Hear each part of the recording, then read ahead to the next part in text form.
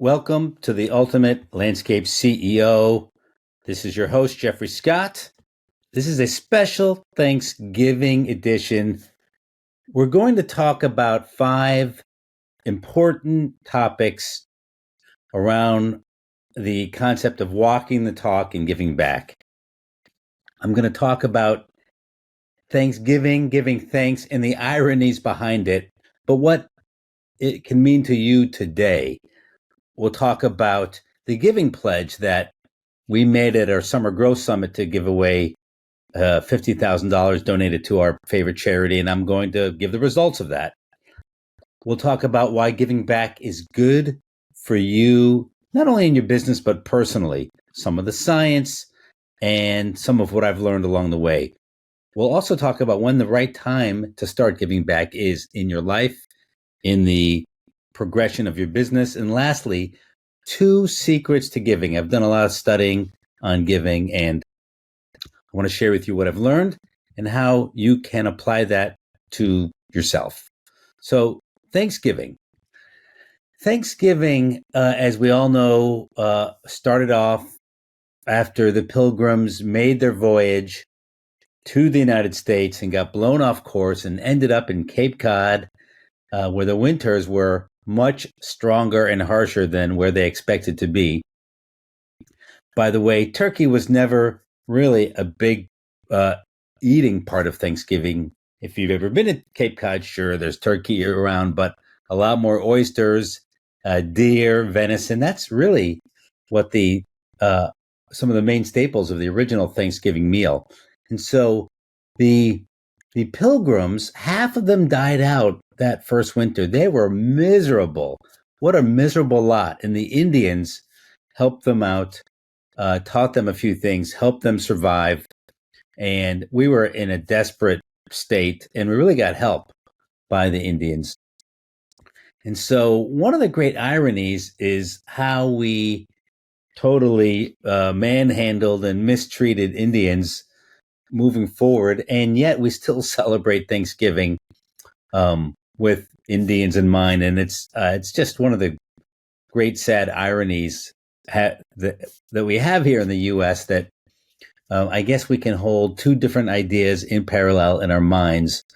One is this idea of giving thanks, and that we're really a country that wants to help people, but Thanksgiving really has become a personal holiday, but we can still help people. And so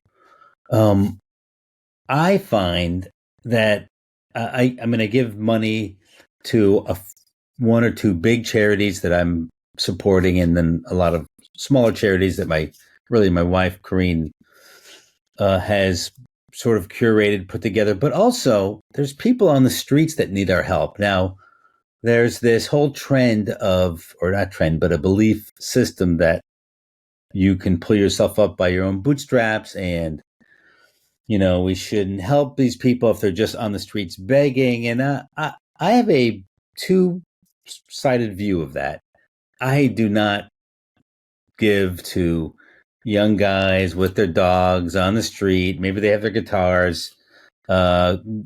People that may or may not be drinking, but I don't know. It looks like a lifestyle to me, the way I see them in begging. And then I see people that they're not destitute, but they've lost their way in life, and they're on the street begging. And I'm actually impressed with some of them that they treat it like a job, and I really appreciate that they show up on time. They're clean. They're committed to their work. They're smiling. They're happy.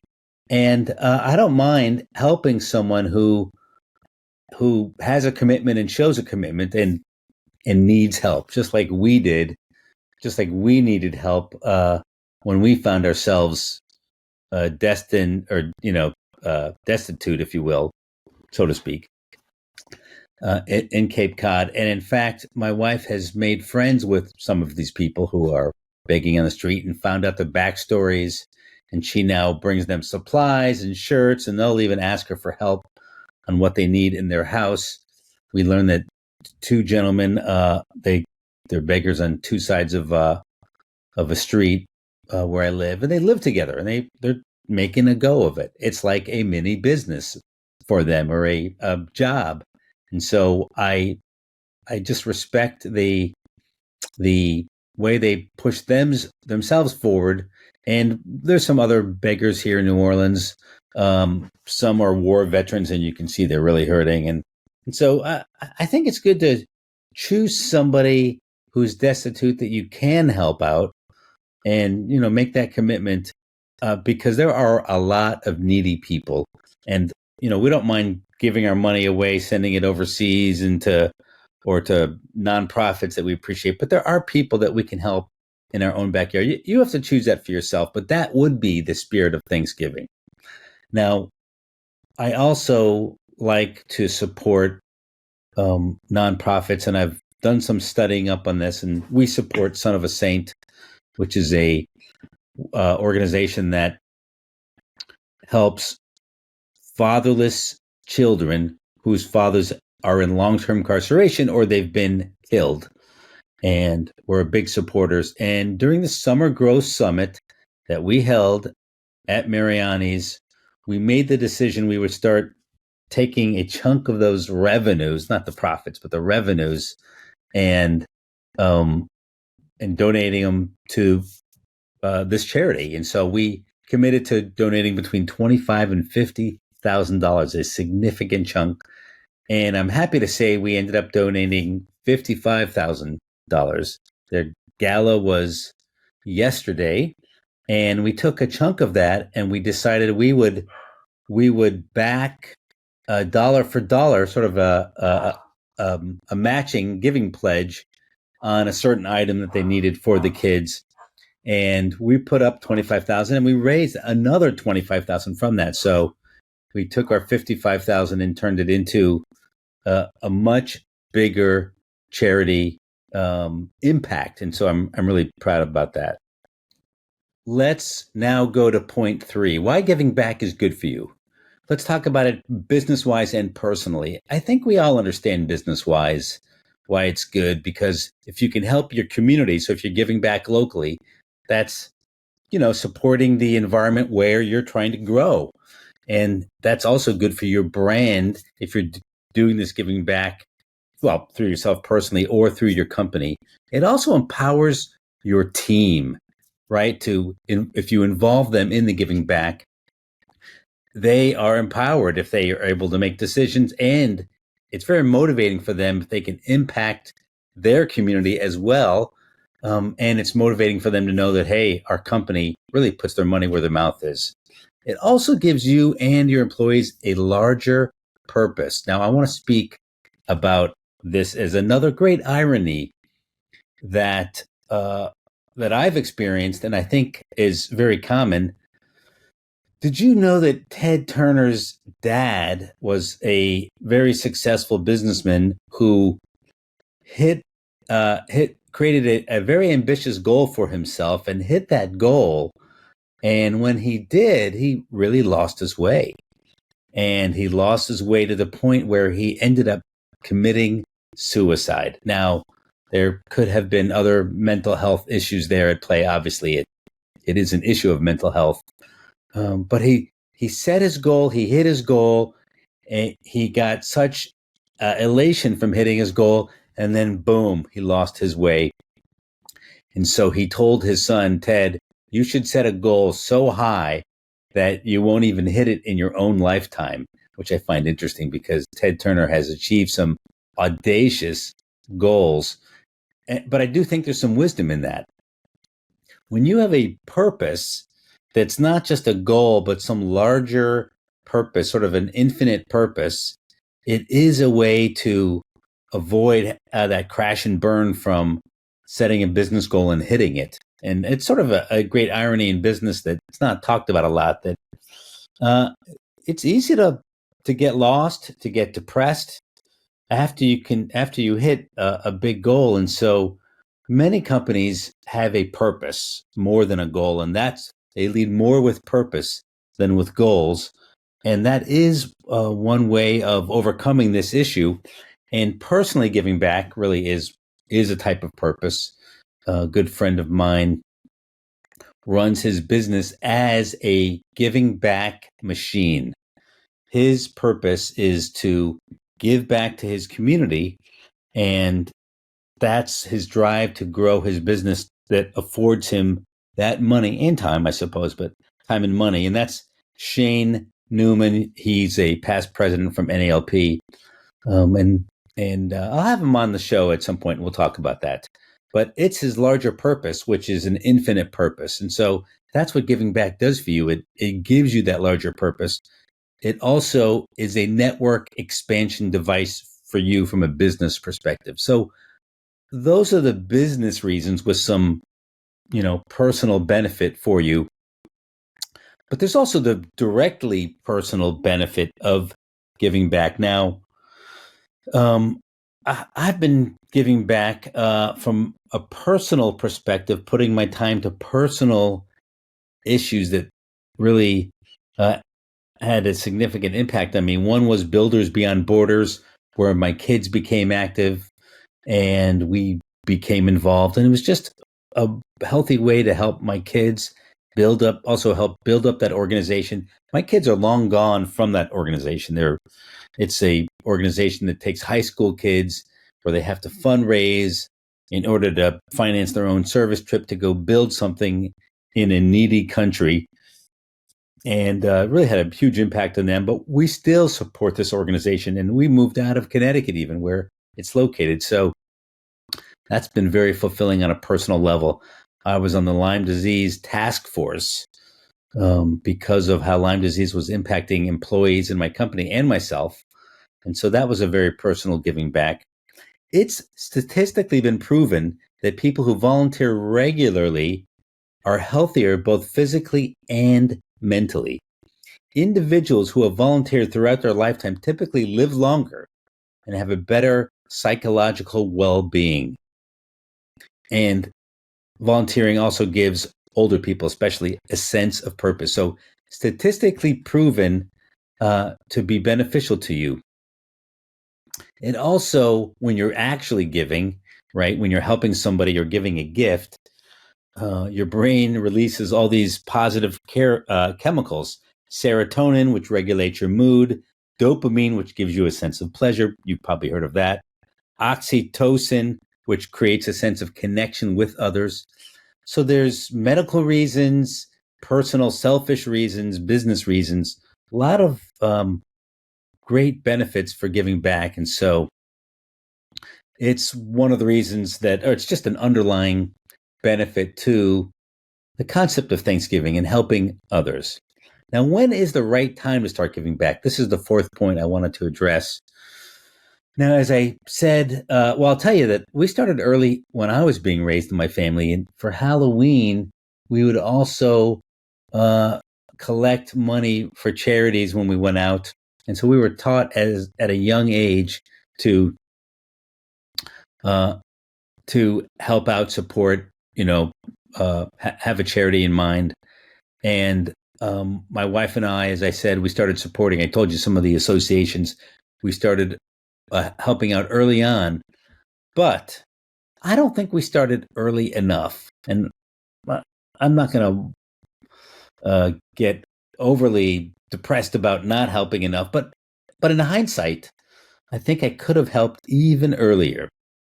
And so when is the right time to start helping back in a substantial way? I mean, like I said, I was raised with that thought, but there were early on in my career when I didn't have a lot of money. I think I probably could have started helping back even earlier in my lifespan, my business span.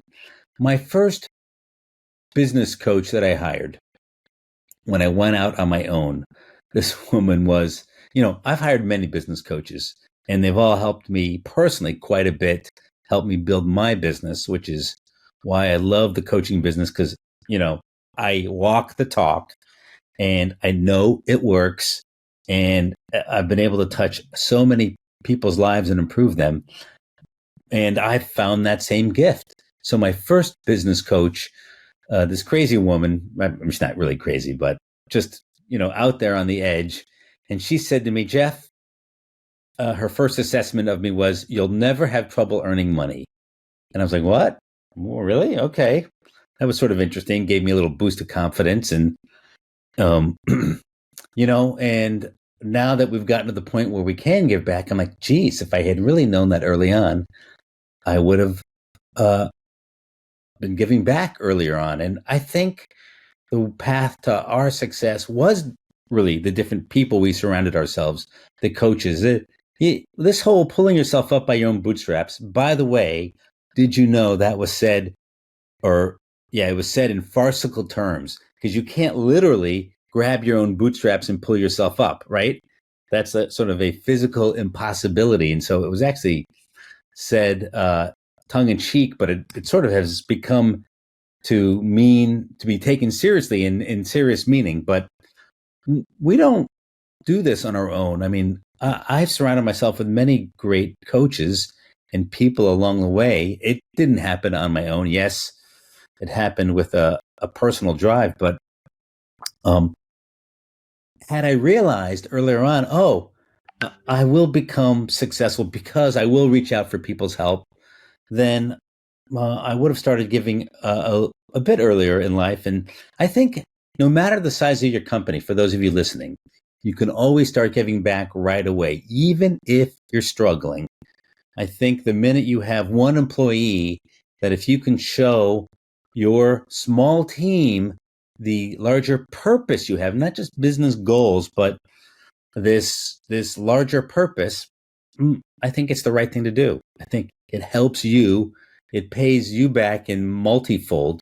And so, uh, and if you're just giving a percentage of what you have, then if you have less, you'll give a smaller percentage. But I think when is the right time to start giving back? As soon as you can. Teaching your kids when they're young, going out for Halloween, teaching your high school kids to go on service trips when you start your company, as soon as you can, is what I've really come to learn on my own journey here. And lastly, I want to talk about two secrets to giving back. And like I said, I've done research on associations. Let me just start by saying that there's a lot of negative press out there about, negative press, negative myths out there about associations. There's this myth that associations should pass through as much money as they possibly can. Now, does that make sense? Would you do that with your own business? Would you only spend money on employees and nothing else? To use it as a metaphor or a simile, would you only spend money on people? Would you not spend any money on marketing? Would you not spend any money on overhead? Well, no, you would never actually grow your business. You want your nonprofit charities to do the same thing. You want them to build up a proper overhead. You want them to spend money on marketing. And if spending money on marketing allows them to attract and raise more money, that's a good thing. That's not a waste. So there are a lot of terrible myths out there about nonprofits and charities that we have to stop and use our own common sense. There's another myth that says the people that run nonprofits shouldn't earn really good money, that there's something wrong if they're earning good money. But why is that? If you want the smartest talent running your nonprofit, you've got to attract them away from the for-profit world. Now, I'm not saying you have to pay them the exact same amount, but you shouldn't pay them some minimum amount and expect them to make that switch. So you've got to be willing to treat your charity with treat it as you would any kind of business that you believe in, and let them use the best tools, the best marketing, right? The overhead needed to scale a business. Otherwise, you see a lot of charities stay small. Why is it? And they stay ineffective. Why is it? They may be caught up in their own myth of trying to pass through too much money, etc. So just some thoughts there on nonprofits and nonprofit charities. And so one tool you can use, I was going to share two tools with you. One tool is called a donor advised fund. Now, I'm not giving financial advice here, but it is a tool for giving back where any person can set up their own foundation. And by setting up a donor advised fund, you can donate in 1 year a lot of money into this fund, and it allows you to get tax breaks up front and take advantage of tax breaks, but then you can dole out the money over time. And so you can use a donor advised fund to help you plan your giving and do it in the most tax advantaged way. And so that's one tool that you should look into if you're serious about giving every year. And then the other tool is going deep instead of broad. Instead of sharing your wealth with, 50 or even 20 different charities, yes, you can do little bits and pieces. But if you spread yourself too thin, you miss the opportunity to go deep and really learn about the organization and help the organization. Organizations need your time, your money, your expertise, and your resources, right? And they will take any of those if you can give those. They'll take money, but they'll take your time. They might need your expertise, and if you have resources to help them expand on their mission, then that's a plus. So if you go deep, you'll make the connections where you'll learn more about a certain association or nonprofit. You'll learn what they really need and how you can really have an impact. And then the more you get to know about them personally, the more you're really going to become an advocate for them, helping them out. And so a lot of positive reasons to go deeper versus going broad with your giving. And so this sums up my Thanksgiving podcast here for you. This is obviously a podcast that has benefits. So hopefully you've listened here to the end. And we really appreciate you. I want to just shout out to the industry and to all my clients, our clients here at Jeffrey Scott Consulting. We really do appreciate you. We thank you for letting us into your life, into your lives, allowing us to have an influence and have a voice and be of service to you. It's obviously win-win. We really appreciate you. And I want to thank everyone very much. You probably are not listening to this on this exact holiday coming up, but we're in the holiday season. So wishing everybody the happiest, fruitful time in this holiday season. And remember the neediest. Somebody out there needs your help.